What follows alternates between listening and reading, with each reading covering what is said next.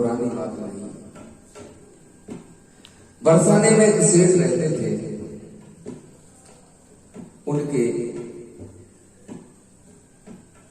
3 बेटे 3 बहुएं, आलीशान मकान, बहुत अच्छा शानदार काम, बहुत अच्छी दुकान चलती थी उनकी, पैसे की धन की कोई कमी नहीं थी। एक दिन सेठ जी के घर एक संत भगवान पधारे। संत जी कहने लगे, सेठ जी क्या बात है, बड़े उदास से लग रहे हो। सेठ जी कहने लगे, महाराज जी भगवान की कृपा से मेरे पास सभी कुछ है, 3 बेटे हैं, 3 बहुएं हैं, आलीशान मकान है, बहुत अच्छा काम है, धन की कोई कमी नहीं है, लेकिन कोई बेटी नहीं है। संत भगवान कहने लगे, अरे बस इतनी सी बात है। सुनो सेठ तुमको मिलो बरसाने को वास, यही नाते राधा सुता काहे रहत उदास। अरे सेठ जी आप तो बरसाने के रहने वाले हो, इस नाते से तो राधा रानी आपकी बेटी हुई, राधा रानी को अपनी बेटी मान लो, बस मानने की बात है। सेठ जी का भाग्य, राधा रानी की कृपा, संत का अनुग्रह, ये बात सेठ जी के मन में बैठ गई। उसी समय संत जी ने बाजार से एक राधा रानी का चित्र मंगाया और सेठ जी के कमरे में प्रतिष्ठित कर दिया। अब सेठ जी रोज सुबह दुकान पर जाते तो राधा रानी को प्रणाम करके जाते, शाम को आते तो राधा रानी को प्रणाम करते और राधे राधे करते हुए सो जाते। जीवन बदल गया। अब सेठ जी किसी से भी कहते थे तो कहते थे, 3 बहू बेटे हैं घर में, सुख सुविधा है पूरी, संपत्ति भरी भवन में रहती, नहीं कोई मजबूरी, कृष्ण कृपा से जीवन पथ में आती कोई ना बाधा, मैं बड़भागी पिता हूं, मेरी बेटी है श्री राधा, श्री राधा, श्री राधा। इसी तरह जीवन बीत रहा था। एक दिन सेठ जी के घर एक मनिहारी चूड़ी पहनाने के लिए आई। तो एक नियम था कि मनिहारी घर पर चूड़ी पहना कर जाती थी और दुकान से जाकर पैसे लेती थी। और जब वो मनिहारी सेठ जी के घर चूड़ी पहनाने के लिए आई तो राधा रानी ने भी सोचा कि मेरे पिता के घर चूड़ी पहनाने वाली आई है तो मैं भी चूड़ी पहनूंगी। तो सबसे पहले सेठ जी की बड़ी बहू मुख पर पल्लू डालकर आई, अपना हाथ आगे बढ़ाया और चूड़ी पहनकर अपने कमरे में चली गई। इसी तरह दूसरी बहू मुख पर पल्लू डालकर आई और चूड़ी पहनकर चली गई। इसी तरह तीसरी भी पल्लू चेहरे पर मुख पर डालकर आई थी और चूड़ी पहनकर चली गई। देखिए ब्रज में आज भी मुख पर पल्लू डालने की परंपरा आज भी कायम है। ब्रज की बेशक कितनी ही बड़ी बूढ़ी हो, वो बाहर मुख पर पल्लू डालकर ही निकलती है, बिना पल्लू डाले नहीं निकलती। जैसे ही तीसरी बहू चूड़ी पहनकर गई, तुरंत एक हाथ और आगे आ गया। मनिहारी चौंक गई, फिर सोचने लगी हो सकता है इनके यहां कोई रिश्तेदार आया हो। मनिहारी ने उसे भी चूड़ी पहना दी और चली गई। इधर चूड़ी पहनकर राधा रानी भी अंतर ध्यान हो गई, किसी को कुछ पता नहीं चला। शाम को मनिहारी सेठ जी की दुकान पर पहुंची। सेठ जी ने कहा, अरे चूड़ी पहनाने गई थी? हाँ सेठ जी। अच्छा लो पैसे देने लगे। तो मनिहारी बोली, सेठ जी आज मुझे रुपया कुछ ज्यादा चाहिए। सेठ जी बोले, क्यों, भाव बढ़ा दिया है क्या? मनिहारी कहने लगी, नहीं सेठ जी, भाव तो वो नहीं बढ़ाया, लेकिन आज मैंने 3 को नहीं 4 को चूड़ी पहनाई है। सेठ जी कहने लगे, भाई हमारे घर में तो 3 बहुएं हैं और हमारी पत्नी का शरीर शांत हुए तो एक समय हो गया, चौथा तो कोई है ही नहीं। मनिहारी बोली, सेठ जी ये मैं कुछ नहीं जानती, मैंने तो 4 को चूड़ी पहनी है। तो सेठ जी कहने लगे कि देख मनिहारी, अगर तुझे पैसे ज्यादा लेने हैं तो ले ले, लेकिन झूठ मत बोल। मनिहारी कहने लगी, सेठ जी मैं क्या भीख मांग रही हूं? अरे मैं अपनी मेहनत के पैसे मांग रही हूं।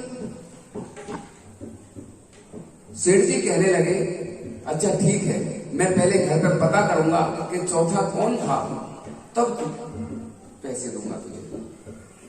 मनिहारी बोले, ठीक है सेठ जी, आप घर पर पता कर लेना। शाम को सेठ जी घर पर आए, तीनों बहुओं को बुलाया, पूछा कि मनिहारी आई थी चूड़ी पहनाने?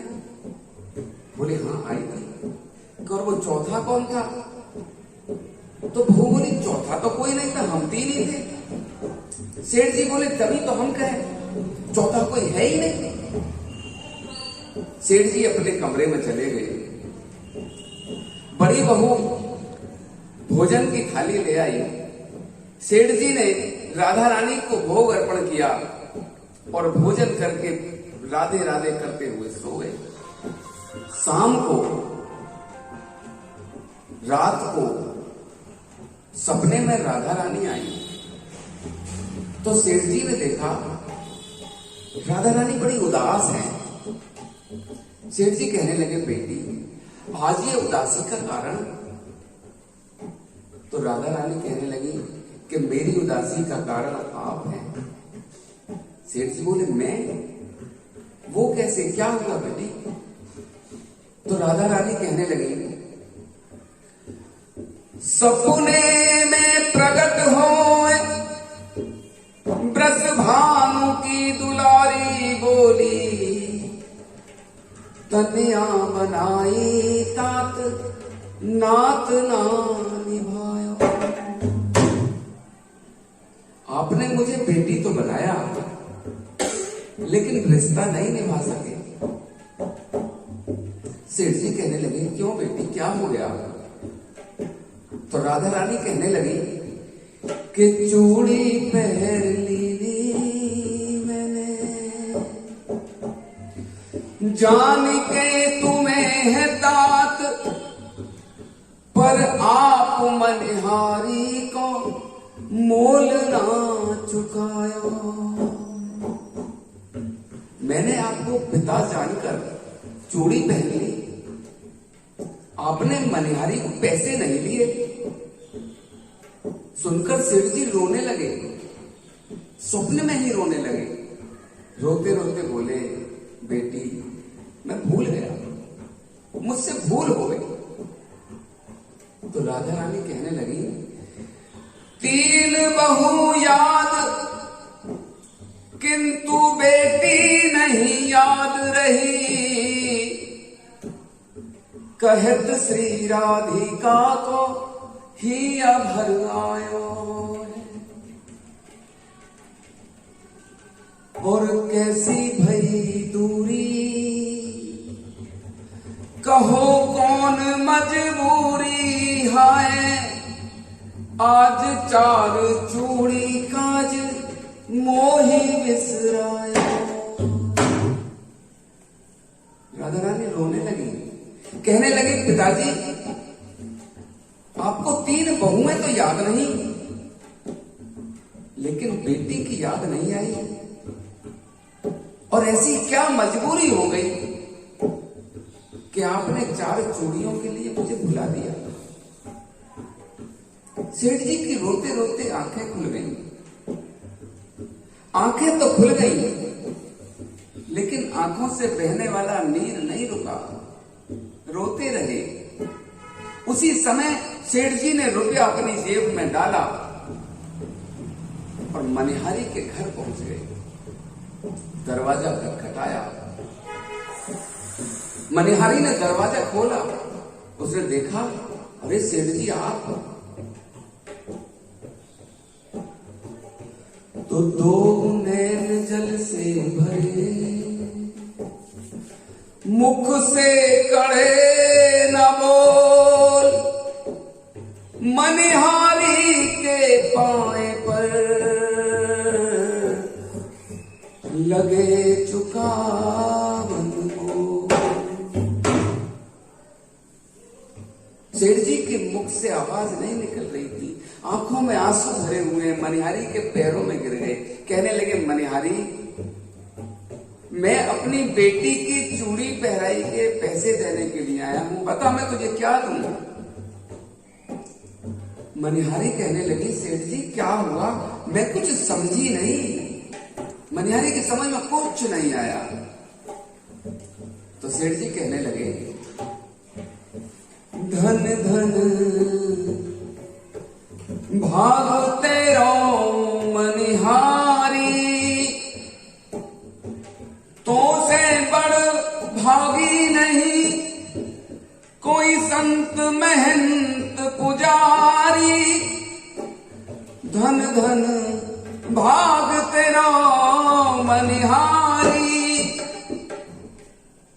और कहने लगे कि मैंने तो मानी सुता, किंतु निज नैनन नाहि निहारी। चूड़ी पहर गई ता करते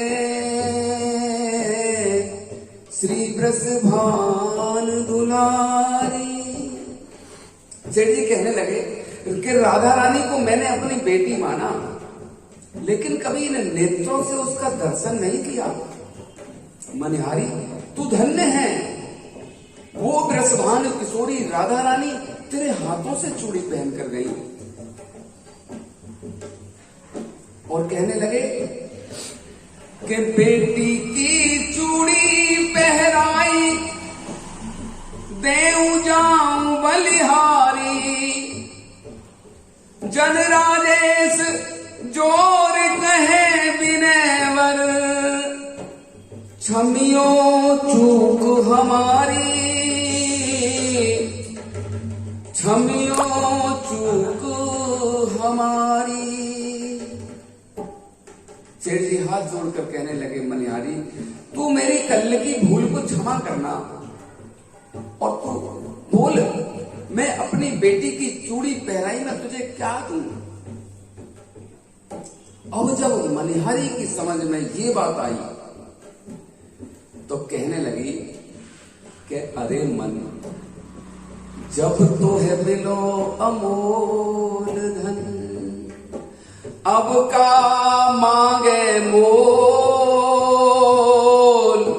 रे मन मेरे प्रेम ते, श्री राधे राधे बोल, श्री राधे राधे। ऐसी दयालु है किशोरी जी, ऐसी दयालु है राधा रानी कि अपने भक्तों पर ऐसी कृपा करती हैं कि अपने भक्तों का हाथ नहीं पकड़ती, अपना हाथ ही अपने भक्तों को पकड़ा देती है। ऐसी दयामयी राधा रानी, करुणामयी सरकार है श्री राधा। जय जय श्री राधे।